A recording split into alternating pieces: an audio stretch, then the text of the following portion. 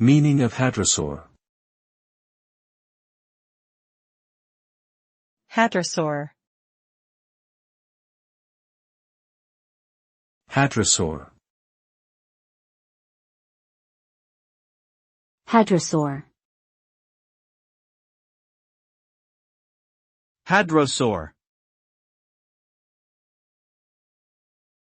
Hadrosaur refers to a group of herbivorous dinosaurs that existed during the late Cretaceous period, about 100 to 66 million years ago.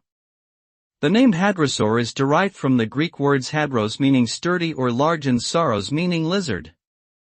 These dinosaurs are known for their distinctive duck-billed snouts and dental batteries which they used to grind up tough vegetation. They were among the most common and successful dinosaurs of their time, with numerous species discovered across the globe. Today, hadrosaurs are a popular subject of study and fascination among paleontologists and dinosaur enthusiasts alike.